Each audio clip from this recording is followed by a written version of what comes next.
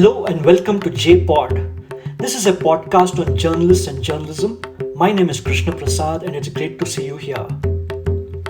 Generally speaking, political analysis on Indian television has been as reliable as the weather report and as precise as astrological predictions. And just a little less fun than the comic strip.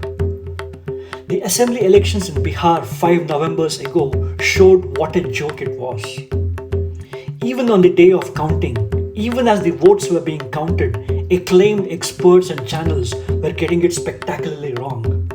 And then doing a U-turn at high speed live. Mukul Keshavan's account of that screwball comedy is still a gold standard of column writing. Search for the words calling their bluff on Google and try not to laugh the next time you see the names Mukul roasts.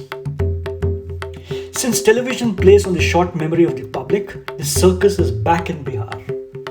But 5 years after that 9/11, the picture is no less different.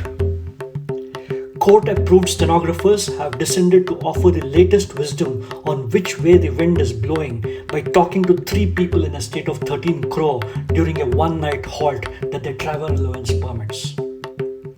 Patna Pramukhs are doing grand interviews with the admins of their WhatsApp groups. And opinion polls are predicting the only thing they're allowed to predict if they want to stay in business, even while local journalists suddenly sense a shift in the mood. So why is Bihar, a poor state which has produced fine journalists, such a difficult puzzle to solve? Why is the political consciousness of the average Bihari so inscrutable? In this episode of JPod, I am joined by a journalist and editor with deep roots in Bihar and Bihar journalism. Uttam Sengupta is currently a consulting editor for National Herald, the Congress newspaper founded by Jawaharlal Nehru in Delhi. Uttam was a mere 18 years old when he took over his father's bi-weekly newspaper, The New Republic, in Ranchi. Over the next half a century in journalism, Uttam reported for the Telegraph newspaper and India Today magazine from Patna, and for the better part of the 1990s, he was the editor of the Times of India in Bihar. And in the 2000s, he was an editor at Dainik Bhaskar, the Tribune and Outlook. In this podcast, Uttam Sengupta throws light on what pollsters miss when they go into Bihar and how COVID has hampered reporting this time round. Whether it is a hung house or a landslide win, Uttam says Bihar will be the loser as it has always been for his home state. But before we get into that conversation, here's a short message from the radio and TV anchor Vasanthi Hariprakash. Social media, a place where you get news, views, arguments, fun stuff, vicious rants, all of which can drive you insane. It's all so confusing. Don't you wish there was a way to cut through all the noise? Say hello to the Net Paper, a first of its kind newsletter, a digital newspaper in your inbox, one that gets you the news, the views, and the juice from Facebook and Twitter, TikTok and Instagram. If you wish to get the Net Paper in your email, do go to the netpaper.substack.com and hit subscribe. The Net Paper, all the juice that's fit to share. Hello Uttam, welcome to JPod. Thank you so much for coming and it's great to see you after a long time. I know, good to see you. We are recording this podcast 3 days before the first phase of assembly elections in Bihar. So let's deal with what the TV walas call the big question straight away. Who will win, as far as you can see? What do you think is the feeling on the ground just now? You see, my short answer will be that nobody is going to win. My short answer is that Nitish Kumar will be a loser, BJP will be a loser, probably people of Bihar will be a loser, pollsters will definitely be a loser. So, everybody is going to be losers in this kind of a thing. My gut feeling is that we are in for a surprise.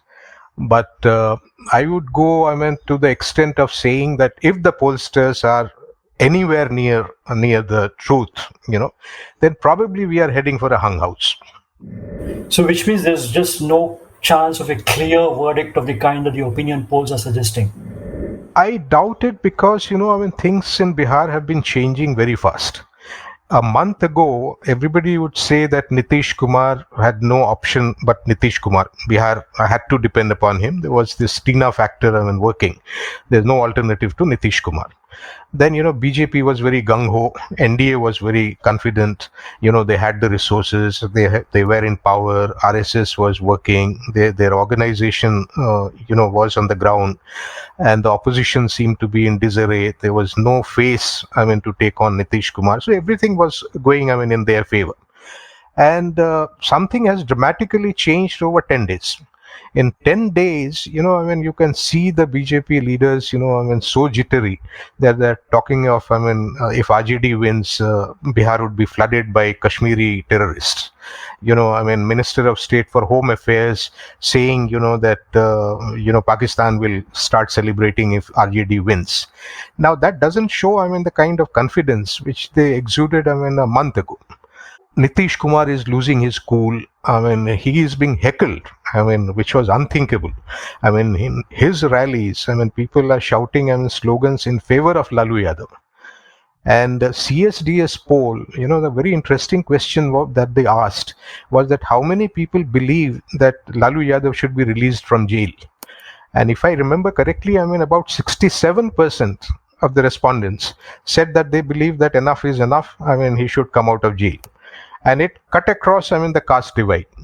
They were not all Yadavs. They were not all Muslims. They were a fair sprinkling, if I remember, about 23% of upper castes also. So obviously, something is changing in Bihar. And, there is a churn which probably, we are not able to see. This kind of stuff really sounds nice on the ear. I personally like it very much. But frankly, do the people of a state change their opinion just in the matter of days? Or is this just some dream world that we've built up, where we think that things were going this way for so long and now suddenly they're going this way? Really, it beggars belief as far as I'm concerned, because it just seems as if this is a very convenient argument to fit our own notion of what's happening.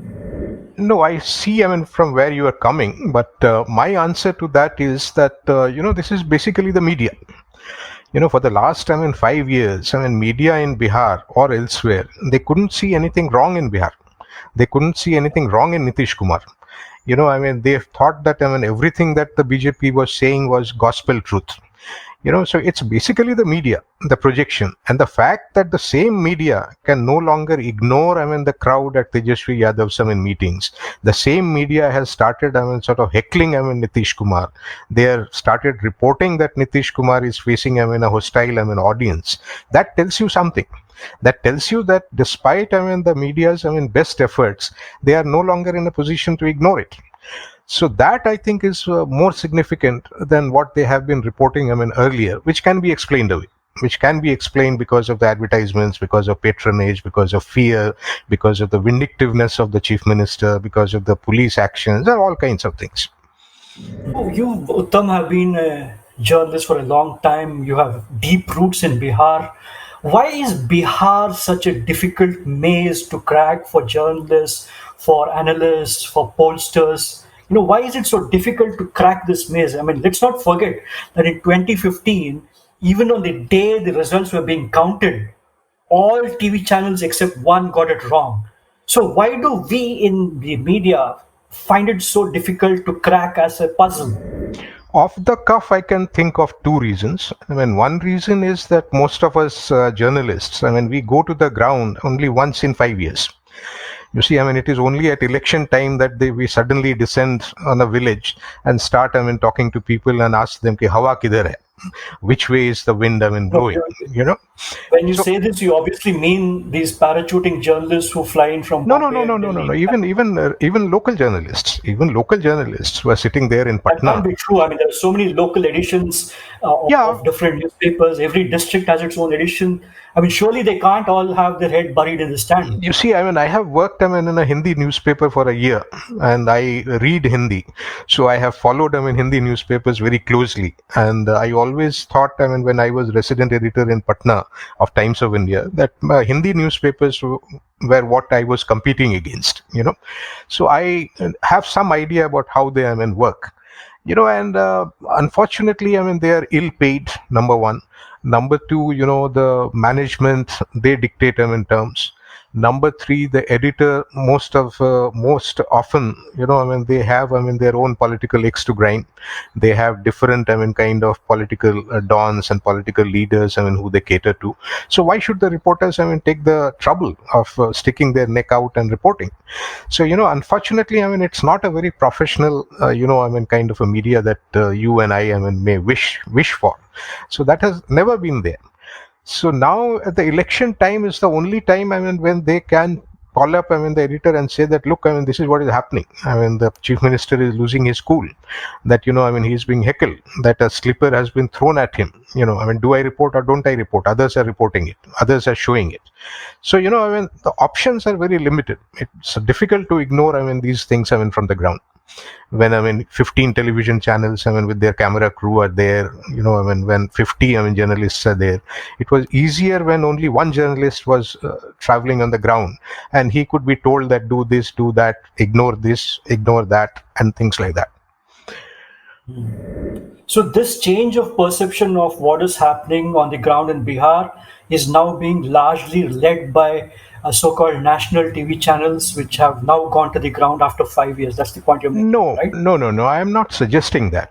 What I am suggesting is that this problem, I believe, I mean, the churning or the turning point, if you might call it, this turning point probably started with the lockdown and the migrant crisis.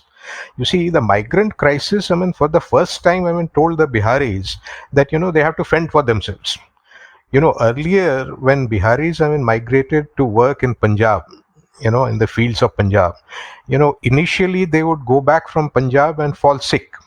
I mean, for days together, I mean, they would be sick and they would take, I mean, a fortnight to recover, because the farmers in Punjab would give them, I mean, drugs to make them work.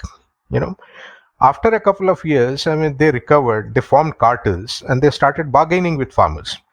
So when they started bargaining with farmers and got a better deal, I mean, they would go back, I mean, home and in fairly good health.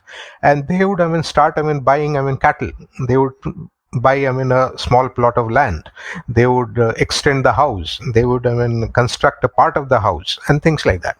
So this remittance income, whether they were working in the farm in Punjab or whether they were pulling rickshaws in Chandigarh and so on, was a huge amount of, I mean, money which was going back to Bihar. And unfortunately, the lockdown and this migrant crisis, ruined everything. So for the first time, I think, I mean, they realized that, I mean, they have been taken for a ride. There was a lot of anger that they were treated, I mean, badly by the central government, by the host government, by their own government in Bihar. And they, for the first time, they felt that, this is not going to work. I mean, we need, I mean, something more, I mean, to, even survive.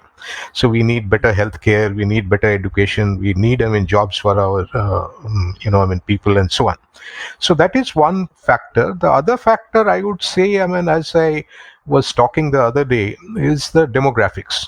A higher proportion of people, I mean, are now young. And I believe 30%, some say 25% of the voters are between the age of 18 and 29. Now, these people are not willing to work in the field. These people are not willing to work as masons or daily wage laborers. Their aspirational levels are higher. They would like to, I mean, earn 5,000, 7,000, 10,000, if possible, a government job, even as a peon or a driver. I remember Lalu Yadav, I mean, had once famously said that he would give a car to every bekar. He said, every unemployed person, I mean, I will give a car. So I sent a reporter to check with him, and he said, yes, I have said this.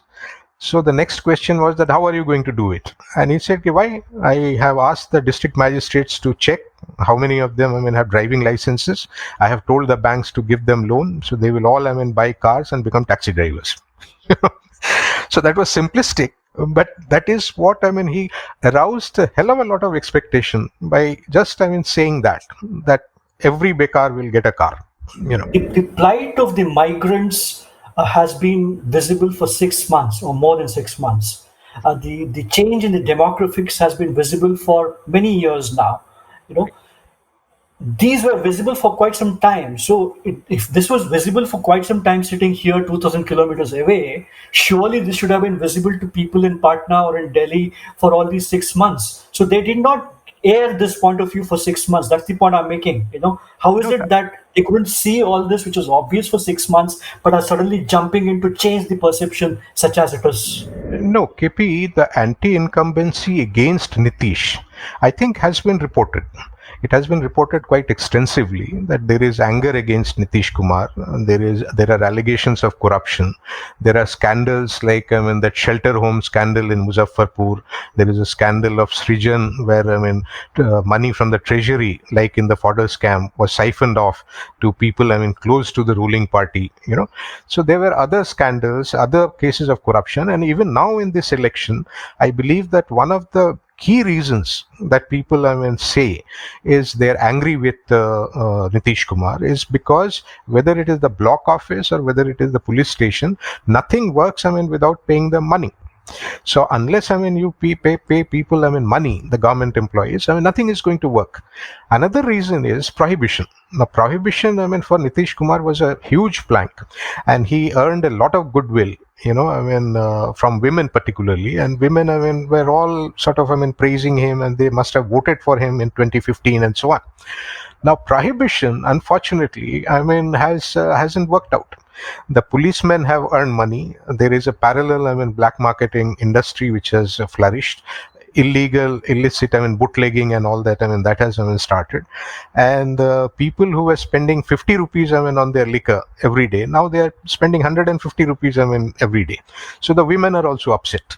So all these things have been reported. It's not that it's not been reported. So there was this anti-incumbency, but everybody assumed that there is no option to Nitish Kumar. So there is no alternative. And because Nitish Kumar is with Narendra Modi, because he is with BJP, and they are better organized, with better resources and so on, that they are going to sweep. So that was the assumption, which now is getting tested on the ground. Let me throw it googly. As opposed to the anger against Nitish Kumar, is this change in perception actually a reflection of an anger against the BJP and Narendra Modi, which is getting reflected in Bihar? No. Whatever I read, I find that the poorest of Biharis, they have immense faith in the Prime Minister. They believe that the Prime Minister is working 24 hours for their welfare. They believe that he is trying very hard. And if their lot is not improving, it's not because of the Prime Minister, it is not because of Narendra Modi, but it is because of Nitish Kumar. This is a paradox, because the BJP in Bihar has been in the ruling side, on the driver's seat for the last 3 years, but they haven't faced this kind of anti-incumbency. Sushil Modi, when Patna was flooded a couple of years back, he fled his house in Rajendra Nagar with help from the police. Right. Now, at that time, he was mocked on social media and so on and so forth. And flood is an issue in Bihar. And even at this time, lakhs of people, have been displaced, and they have to, take shelter on highways. But Sushil Modi is not being blamed. He's the finance minister of the state. He's an important leader, probably BJP's chief ministerial face, but he doesn't face any flack. So this paradox, I am unable to explain it. How they have managed to do it, whether it is propaganda, whether it is money, whether it is something else.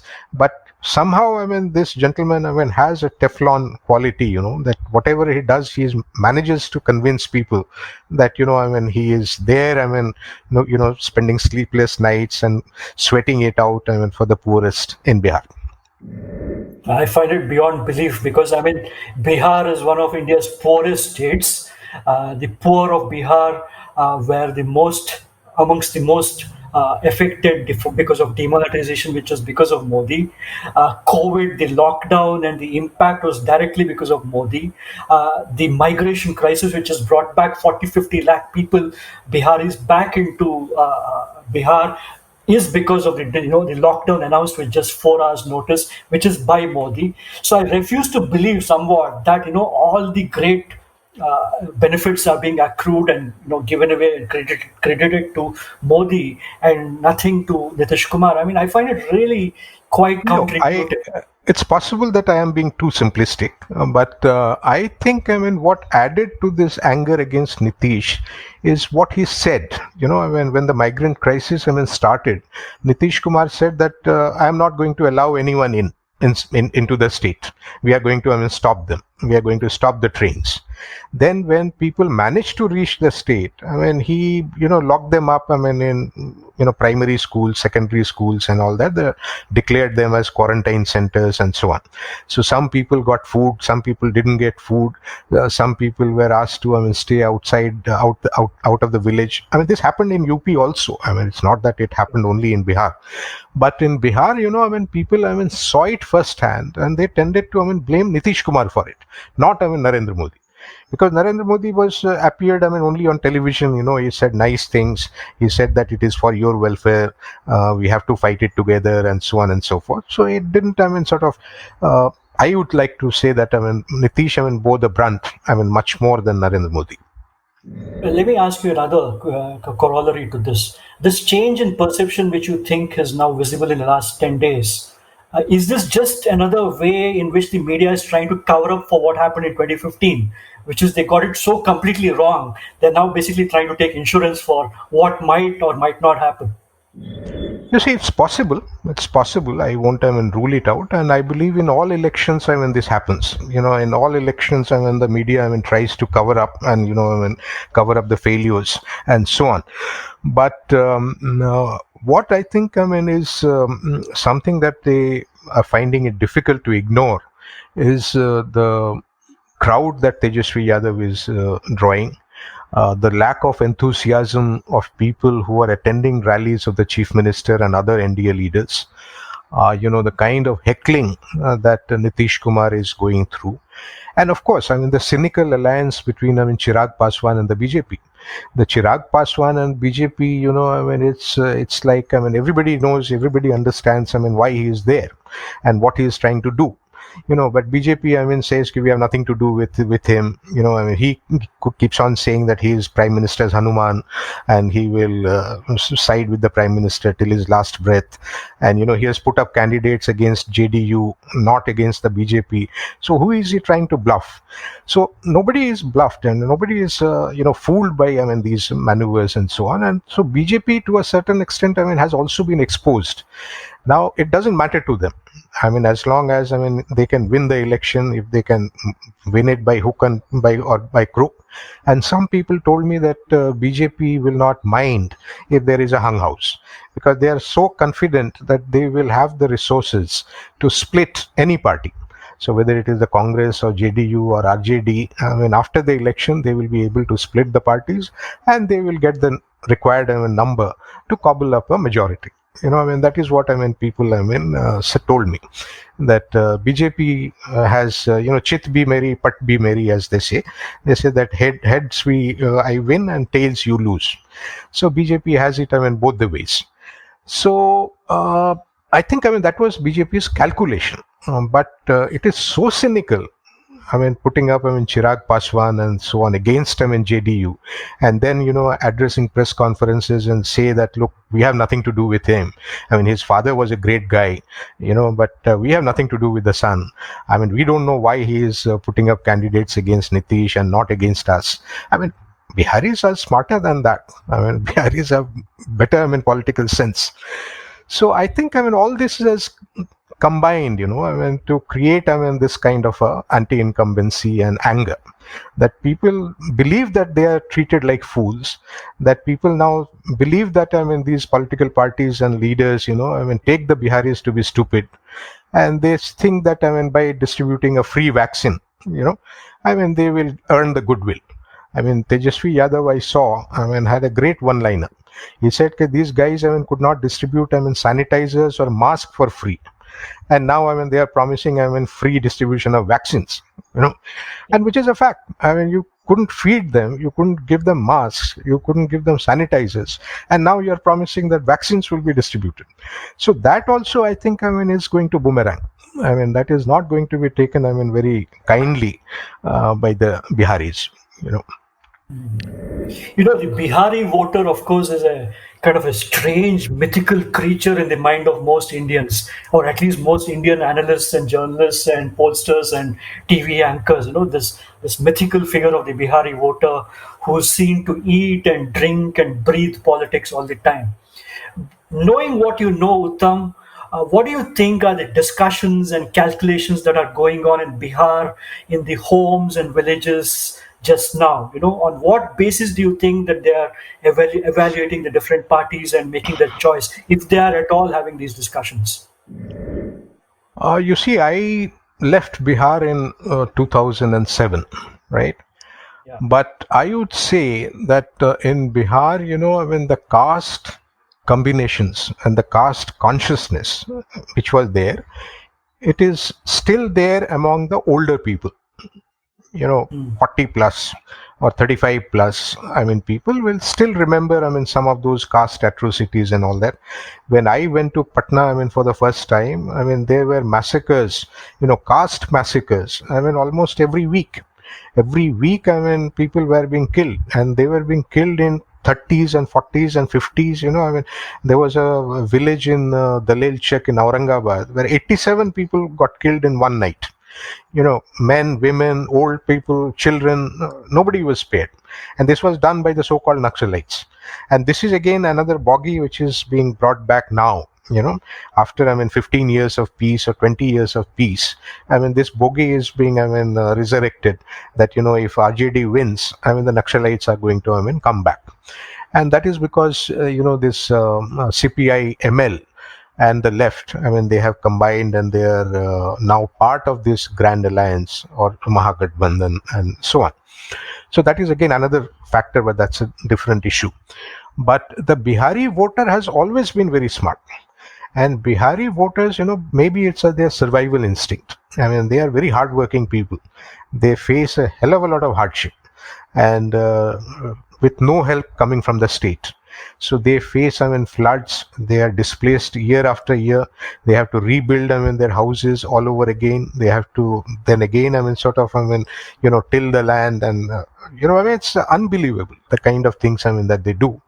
And they, of course, I mean, migrate, I mean, thousands of kilometers, do equally hard work. I mean, they save whatever money they can and they send it back. But politically, I mean, they were conscious, but they were also helpless.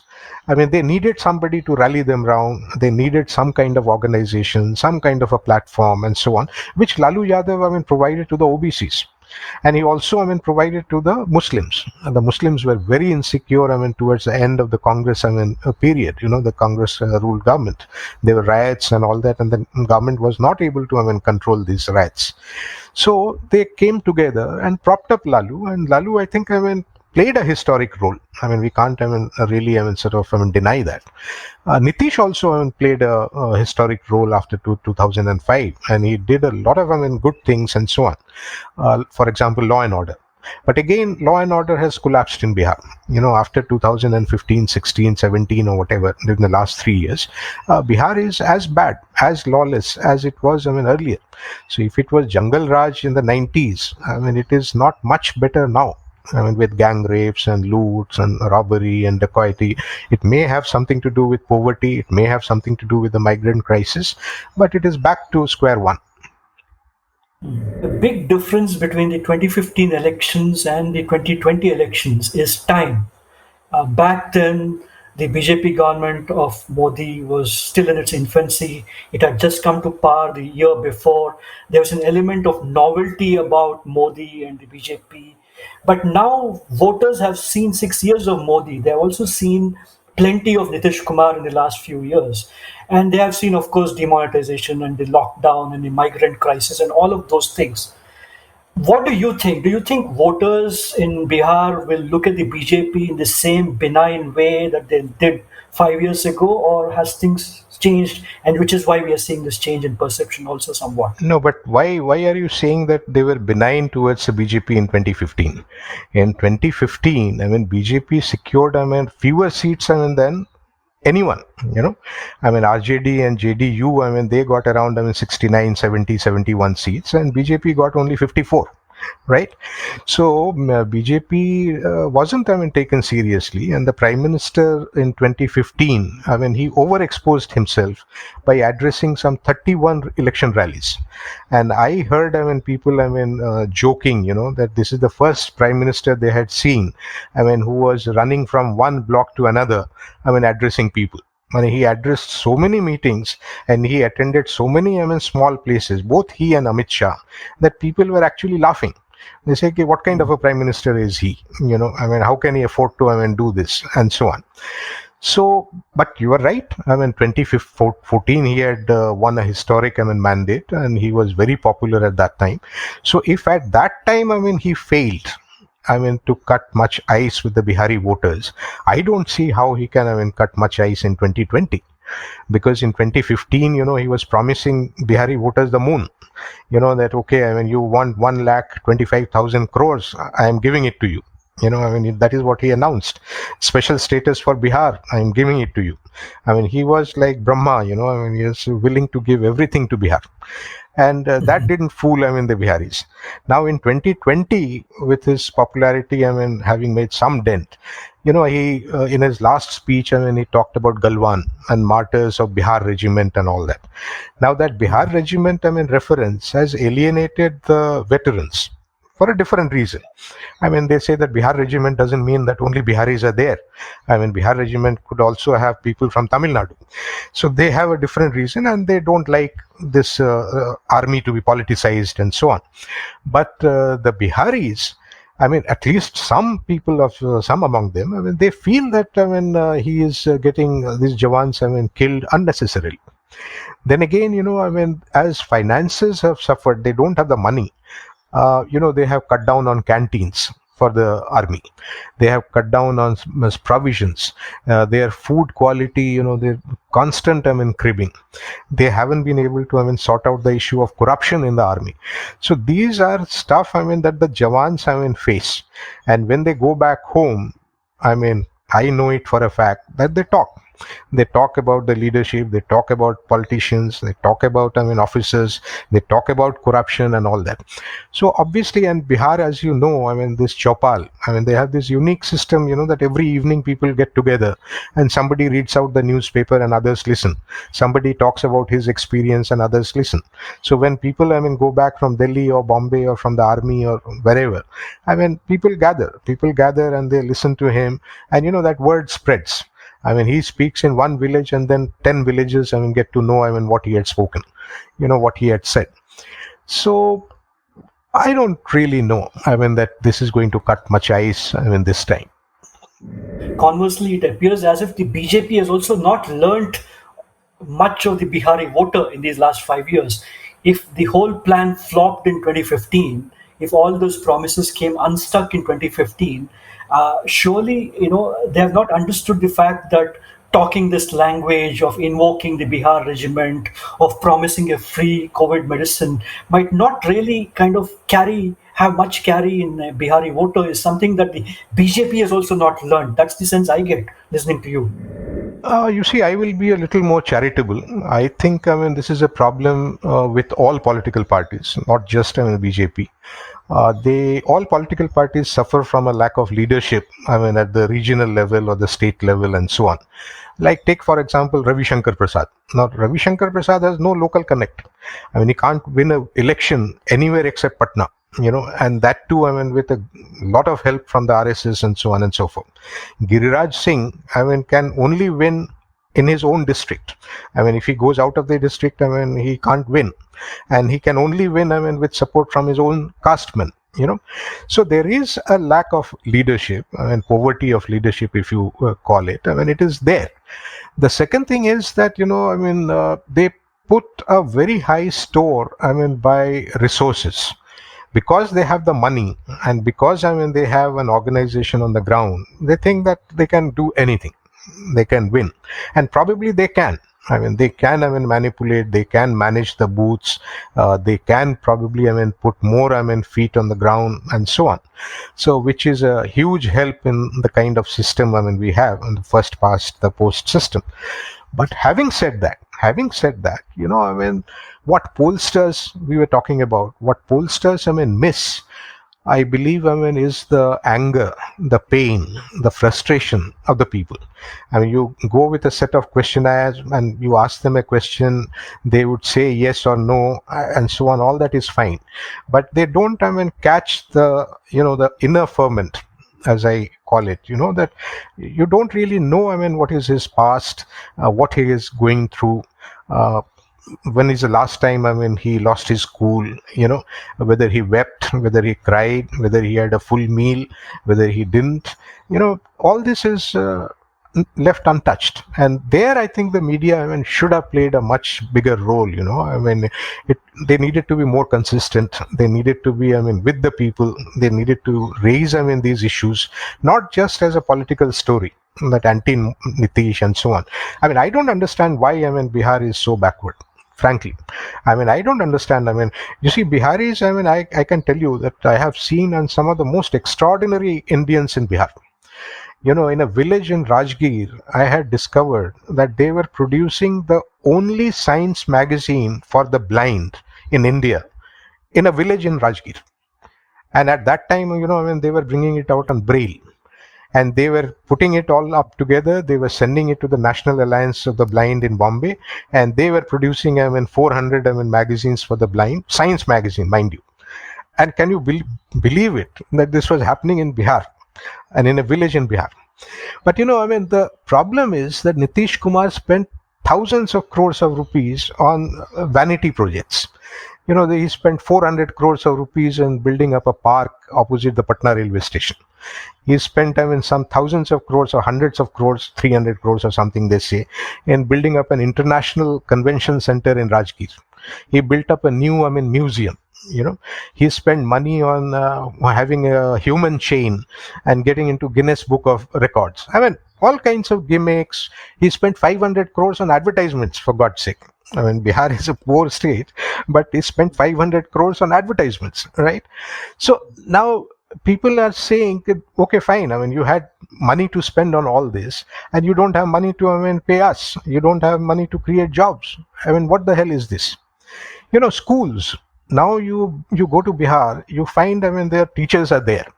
But I was talking to a friend of mine who happens to be a doctor, and he has gone back to his village for some time. And he said that he met 3 teachers of a high school who didn't know where Delhi was. They couldn't fix Delhi on a map of India. That is the level of their education, or knowledge. So how can they teach? So the same thing, there is a journalist in Bihar by the name of Pushyamitra. He has written recently a Hindi book, which is a fabulous book, I am told. I haven't read it myself. He calls it Ruktapur. Ruktapur is Bihar, another name of Bihar, where everything stops. Ruktapur. And it stops. Development stops, investment stops, education stops, everything stops. And he calls it Ruktapur. Now he says that in Bihar, the sanctioned post of doctors in government hospitals is 12,500. But the actual strength is 2,800. Now for a population of 130 million, 13 crores of Biharis, you have 2,800 government doctors. That is why there are quacks, and quacks have flourished, and they are propping up the whole system. Now, where is the money going? So the money is there, and the money is going into the pockets of politicians and contractors and dons and the underworld. And I must tell you this story, that a lot of this money also goes to construction companies and other companies in Bombay and Delhi and elsewhere. Because I remember there was, those days we used to send our messages through the Central Telegraph Office, through telex. So I was waiting there for my turn, to send a message to the telegraph. And there was a medical representative, who was also, waiting, for a message from his office. And when he got the message from his office, he was so disturbed that he came up to me and started weeping. He said, "Look, this is what my company is trying to, asking me to do."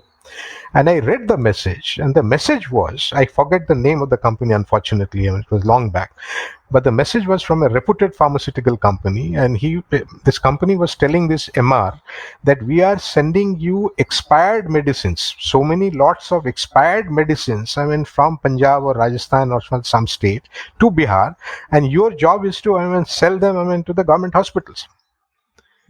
Now, that's why Bihar is backward.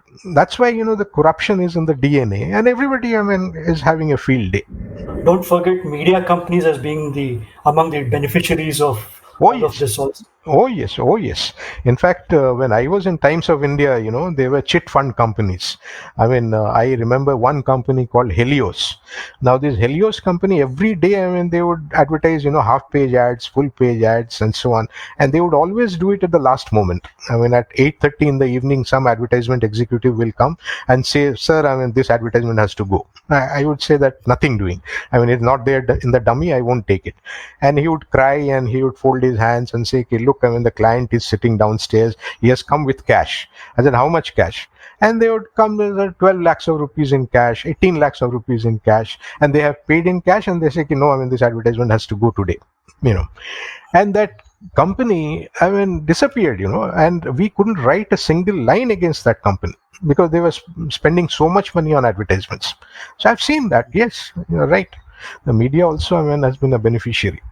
Our common friend Arun Sinha wrote a book called The Battle for Bihar just a couple of months ago in September. And he speaks in the book, Arun Sinha, he speaks of how Nitish Kumar had brought back law and order, roads, education, and health to the fore of governance. He said, Arun Sinha said that these were aspects of governance which were sorely lacking, quote unquote, sorely lacking during Lalu Yadav's long rule. So you are saying that all of this has now been washed away, in these last 5 years? No, I think Arun is absolutely right. I haven't read that book, but no, what he says is right. Nitish Kumar's time, today in Bihar, you will find much better roads. You will find, villages are connected to the roads. You will find, village roads, paved. You will find, some semblance of drainage. You will find, some kind of toilets, there. All that has happened. And all that started, not because of Nitish Kumar or because of Narendra Modi and so on. It started, long back. You see, people tend to forget that between the years 2004 and 2012, India added so much installed capacity of electricity, which had not been, put up in almost 56 years since independence. So what we installed, between 1947 and 2004, more than that was added between 2004 and 2012. So electricity installation capacity, went up. Simultaneously the grid stations were coming up, the lines were being laid, and so on. And if you remember that famous controversy that all villages have been electrified and so on, that Narendra Modi claimed, and when he took over in 2014, some 30,000 villages were left to be electrified. Although the definition itself is flawed, but that's a different story. That even if one house gets it, you consider that it is electrified. So, there is electricity, there are roads, there are culverts, some bridges have been made, and so on. I'm not denying all that, and Arun is absolutely right when he says that, But what I'm saying is that that's not enough. You are not getting, affordable education. You are not getting affordable healthcare. You are not getting, work done without, having to pay. You are not getting livelihood. You are not getting job opportunities. And you still have to, migrate. So all leaders, I read somewhere, that they address the moment. So Nitish Kumar addressed a moment. Lalu Yadav addressed a moment. And now in 2020, I think, they're over the hill. They have done what they could, and now it's a Peter's principle. They have reached their level of incompetence, and they can't really improve it further. So you need a new imagination, you need a new drive, you need somebody else to come and take things forward. I don't know whether it will happen, but I think Nitish Kumar has run out of ideas. Do you think also that the Bihari voter, is kind of also a little perturbed at the manner in which he betrayed Lalu Yadav? Or is that water under the bridge? You see, I don't think, that, some people obviously, would be disappointed, but I don't think that will be a major factor. You see, one key to understand Bihar is that for a long time, Biharis have stopped expecting anything from the government. Long before Narendra Modi came, Bihari voters, knew that they have to survive on their own. They can't, survive with any helping hand from Patna and so on.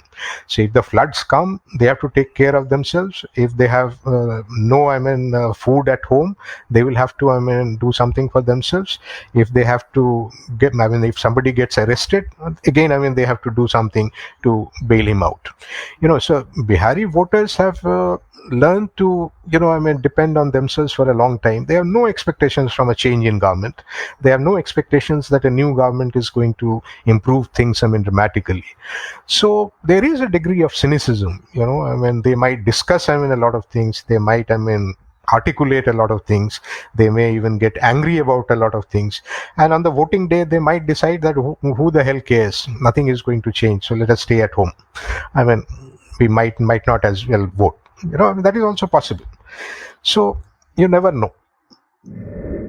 In many of his rallies, Tejasvi Yadav is saying that on November 7th, when the results are declared, he will ensure that his father is released on November 8th. What do you make of things like that, and how should journalists and analysts read the crowds that Tejasvi is now attracting? Is this for real, or is this again just a novelty thing, or what is it? Or is it gratitude to Lalu?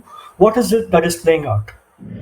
You see, if you saw, Tejasvi Yadav 6 months ago or 1 year ago, you wouldn't have believed that he is capable of speaking like this. He was a very ordinary speaker. I would say even a poor, public speaker. He was not very witty. He was not good at repartee. He talked a lot of nonsense. He was bullshitting, through and so on. Same old rhetoric, which meant nothing and so on. But suddenly, either because he has been coached or advised, or he has suddenly grown up, God knows. But in his speeches during the last 10-15 days that I have seen some videos and so on, he has been able to connect with the people. He asks people questions. He prods them to answer. It's the same strategy that Narendra Modi used. That Narendra Modi would say that, okay, how many people are hungry? How many people have got this? How many people have electricity? And people would roar and say, no, we don't have anything and so on. So Tejasvi Yadav is using that same formula to, create a kind of a frenzy and connect, with the people. So that he has been able to, do. And at the age of 31, if he is, able to, do this, then he obviously is going to stay. Whether he wins or loses, or whether he becomes the chief minister or not, that is secondary. But he's obviously, is here to stay, and he's going to, stick around for some time. So that is what one can say. But whether, the other thing is that in his rallies, you also find the energy of the crowd, unbelievable. The contrast is stark. You see, the kind of crowd, that, who go to attend, Nitish Kumar's rallies, or the Prime Minister's first few rallies in Bihar and so on. And everybody is stiff, everybody is bored, everybody is listless, indifferent, and so on.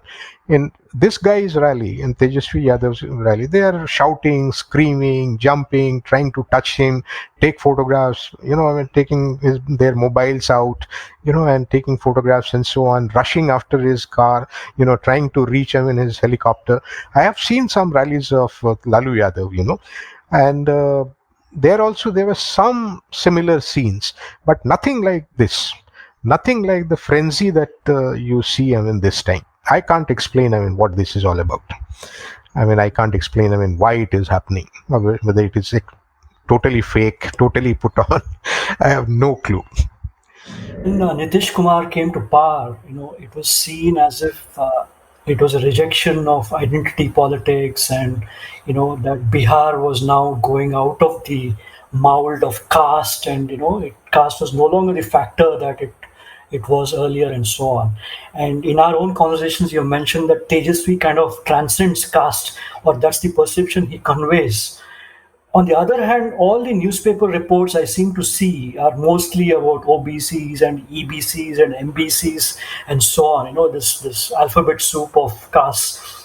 How big a factor you think is caste going to be in Bihar? And in this election, with over 65% of the electorate being well under 30 years of age, how big a factor is caste going to be?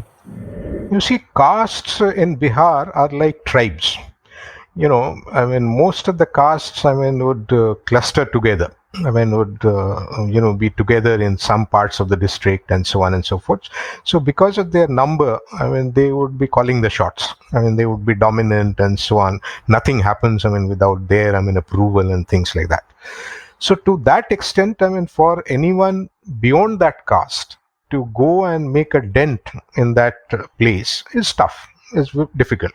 So it's like a tribal custom, that the tribal lord, that's somebody from that tribe has to, sort of be the head man or the leader.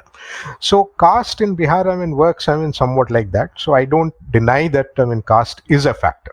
It is also a fact that Nitish Kumar, has done what they call social engineering, and, given Mahadalits, he carved out the OBCs, and he says, okay, there are Dalits and there are Mahadalits. So there are people, who are even more backward, than the backwards. So those people also need protection and so on, which was probably a good thing. In Bihar, unless you do this kind of things, people will get nothing. So that has happened. But as I said, those things were addressed at a particular point of time when they were required.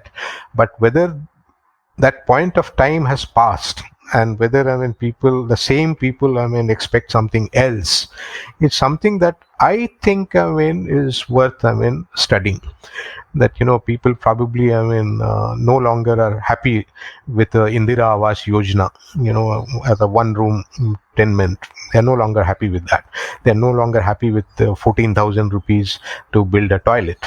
And most of these toilets, of course, don't have water, and most of these toilets are not being used, and people have gone back, to defecate, in the open. That's a different story.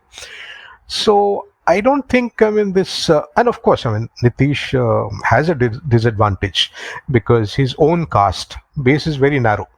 The Kurmis, don't constitute more than 3% of the population. So, he is dependent on the support of the upper castes. He is dependent on the support of the OBCs and the women and so on. So, to that extent, you can say that he actually broke the mold. He broke the mold that only, dominant caste, somebody from the dominant caste will become the chief minister. Nitish Kumar broke that mold. And he actually, had a rainbow coalition of all castes, coming together, Now, I think, that has its advantages and that has its disadvantages. So in this election, I like to believe that it is going to be a disadvantage because he's finding it difficult to, keep that coalition, together. At the same time, what role do you think cash will play in this election? What kind of money do you think is floating around? How much are they trying to bribe the Bihari voter? And will this still have any carry in a politically conscious state like Bihar? You see, money certainly will be spent. More money than in 2015 or maybe even 2019 Lok Sabha election and so on. Primarily because some parties, let me not name them, but some parties obviously have more cash to spare. But what I have seen in 2015 and what I have heard this time is that they will take the money. They will certainly take the money, and they will buy the liquor, or they will get sozzled and so on and so forth, and do exactly what they think they should do. So I don't think it really works, the money part and so on. But the political parties believe that they have to keep their own cadres happy. Some of the money, I'm sure, gets siphoned off.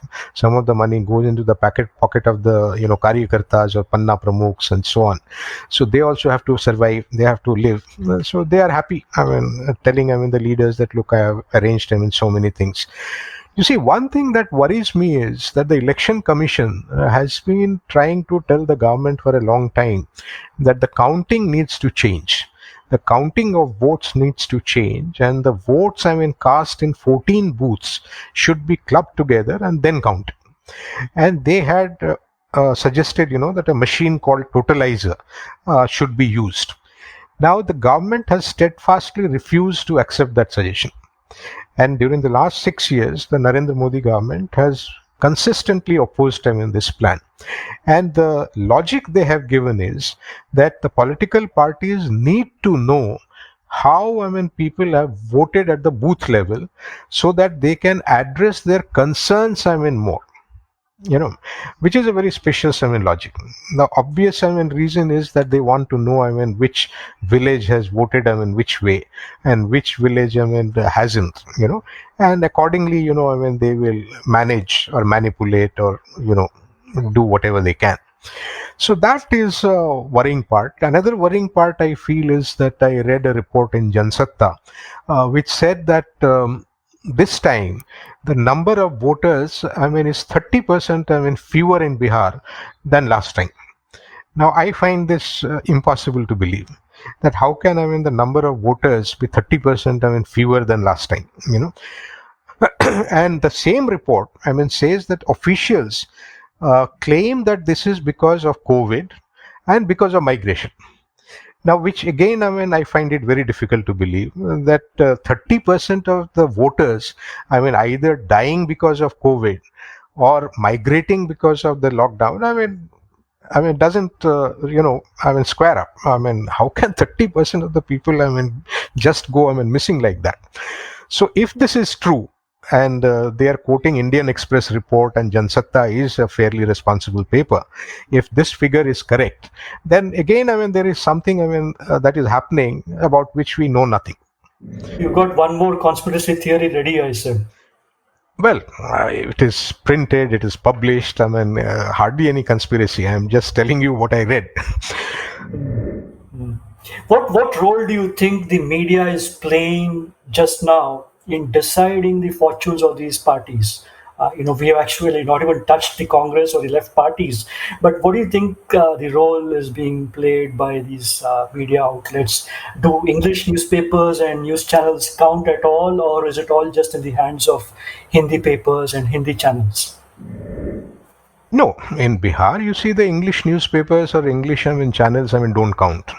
They are seen by very few people, and they are not even talked about, and so on. But by and large, cutting across language, I think what the media is doing is they are spreading the narrative. They are buying the narrative given by the BJP. They are praising Narendra Modi, and they are praising the BJP. They are not finding faults with them, but they are sort of making it clear that Nitish Kumar hasn't performed. You see, so that campaign and atmospherics, that Nitish Kumar is to blame, that if he loses, then he has only himself to blame, that misgovernance is because of Nitish, not because of the BJP, not because of Sushil Modi, not because of Narendra Modi, not because of the center, not because of the bureaucracy and all that. So that narrative is very much there. One can see that in all discussions, in all news, the kind of news which is coming out, they are trying to corner Nitish, and they are somewhat gleefully saying that Chirag Paswan has said this, Prime Minister has said this, Nitish has been embarrassed, Nitish has lost his cool. These are the headlines one sees. So the narrative is very clear, but nobody is addressing the fundamental issues, that what role the Bihar bureaucracy has played, what role the police has played, what happened to these investigations into scandals and corruption cases and so on and so forth. Those things have been sidelined. Nobody is raising those issues at all. Public health has collapsed, education has collapsed. Why has it collapsed? Those issues are not being addressed. Just like the Bihar voter, has the Bihar media also been kind of bought over, bribed, etc.? I don't blame the media, in Bihar, because it is a poor state, and because private sector advertisement is so little, that whatever media is there, they depend on the government. And one of the reasons why, the bigger media houses like the Times of India and Hindustan Times and so on have watered down version of their editions there. They actually, have shifted all the operations to Calcutta. All the regional editions are being now, looked after by Calcutta. They have skeleton staff in Patna, So all this is happening because of that they find that revenue is just not there to sustain, their kind of ambition. They might be able to sustain the operation, but it's not enough to really fuel their ambition and make it a meaningful contribution to the bottom line. So they have left. But the Hindi newspapers, they're totally dependent on the government advertisements, like any other place. 500 crores, which have been spent. The bulk of it would have gone, to the regional media, not, to the national media. Because they have been clever in that. They know, that local media, needs to be supported, and they, sort of, will support them in return. So that understanding has been always, there, and even more so in Nitish Kumar's time. Also, one of the big differences between 2015 and 2020 is the explosion of social media with phones and messages and WhatsApp and Facebook and memes and so on.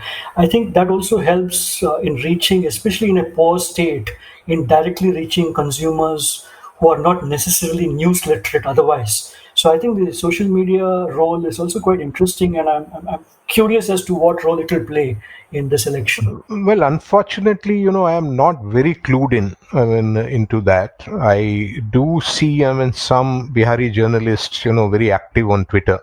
I do see some Facebook posts by Biharis, my friends and others, who put them up.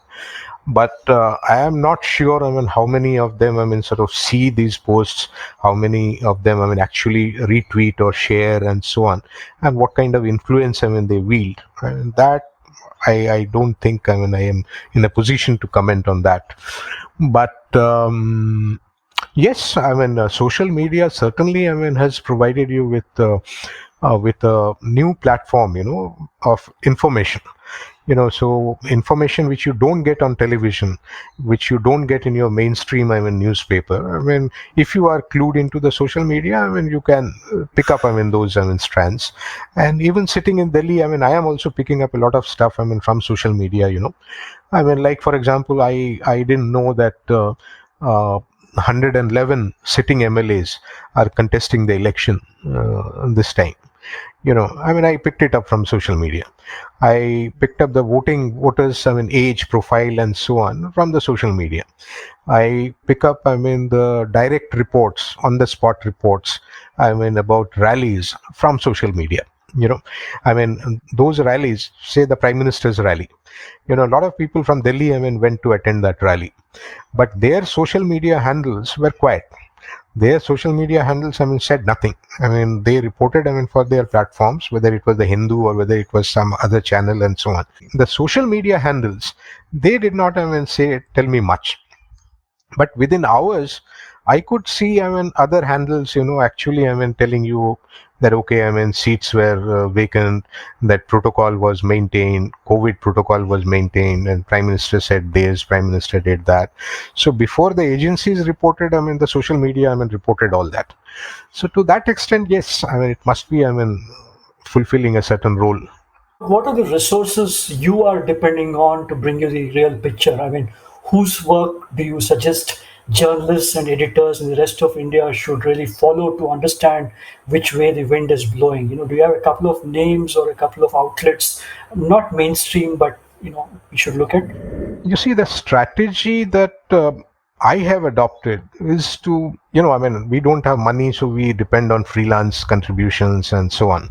So I am requesting, people I know, veteran journalists and old journalists, and not necessarily only in Patna, but also in the districts, to write.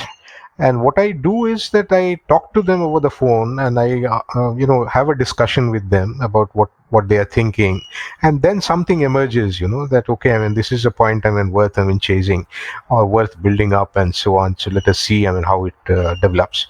So they, I mean, then I mean, send back, I mean, their report. So I am depending upon, I mean, several of them.